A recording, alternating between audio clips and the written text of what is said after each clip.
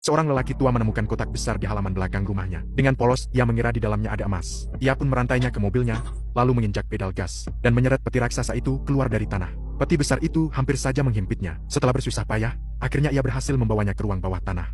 Dengan penuh keserakahan, lelaki tua itu mengambil kotak peralatannya, menggenggam linggis, dan membukanya sekuat tenaga. Setelah lama berusaha, akhirnya peti itu terbuka. Ia menyalakan lampu untuk melihat ke dalam dan ia pun terkejut. Bukannya emas, peti itu hanya berisi tanah hitam dan tulang belulang putih. Tak mau menyerah, ia mengais tanah itu, tetap mencari emas. Sayangnya, isinya semua hanya tulang. Namun saat keputusasaan mulai menyelimutinya, ia tiba-tiba merasakan sesuatu yang lembut dan kenyal. Ia mengangkatnya dan mendapati jantung yang masih berdetak. Lelaki tua itu tercengang. Ia tak pernah membayangkan jantung yang terkubur selama ratusan tahun masih bisa berdetak. Ia pun berpikir, jika jantung itu bisa ditransplantasikan ke tubuhnya, bukankah ia bisa hidup 100 tahun lagi? Namun tiba-tiba jantung itu berdetak semakin keras. Terkejut, ia mencoba menekannya dengan tangan lain.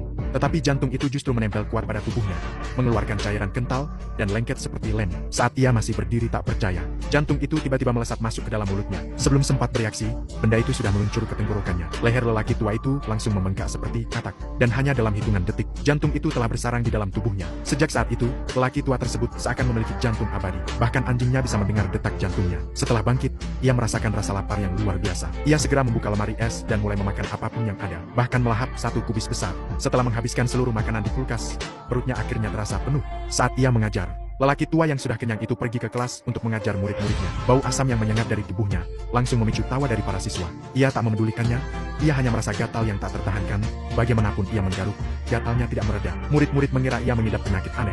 Ia menahan rasa sakit itu agar tidak menimbulkan kecurigaan, lalu mengambil kapur dan melanjutkan mengajar.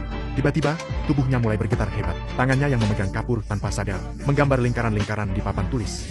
Gerakannya yang aneh kembali memancing tawa.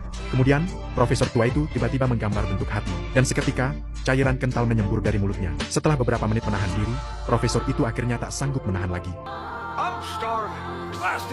Para siswa benar-benar kebingungan, sama sekali tidak mengerti apa yang sebenarnya terjadi pada profesor tua itu. Di rumah, ia kembali melahap makanan dengan rakus. Anjingnya yang biasanya jinak, tiba-tiba menggonggong liar, seolah melihat sesuatu yang aneh pada tuannya. Namun lelaki tua itu terlalu sibuk mengunyah paha ayam. Saat ia hendak membuka lemari es lagi, terdengar suara dari dalam perutnya, sebuah tentakel hitam muncul dari tubuhnya. Ketakutan, ia mencoba meraihnya, tetapi tentakel itu licin dan terlepas dari jarinya. Dengan marah, ia akhirnya berhasil mencengkeramnya dan mengambil gunting untuk memotongnya. Ngeri rasanya ketika potongan tentakel itu masih bergerak-gerak. Ia membanting tentakel itu ke lantai. Tepat saat itu, anjingnya mendekat untuk melihat. Tanpa disadari, lelaki tua itu kini dilanda rasa lapar. Tapi di kulkasnya tak ada daging segar. Merasa curiga, anjing itu mencoba lari keluar. Naas, ia tak berhasil lepas dari genggaman tuannya. Keesokan harinya, lelaki tua itu tetap pergi mengajar seperti biasa. Namun ia tampak kehilangan akal, tak mampu lagi mengajar dengan benar. Matanya keruh.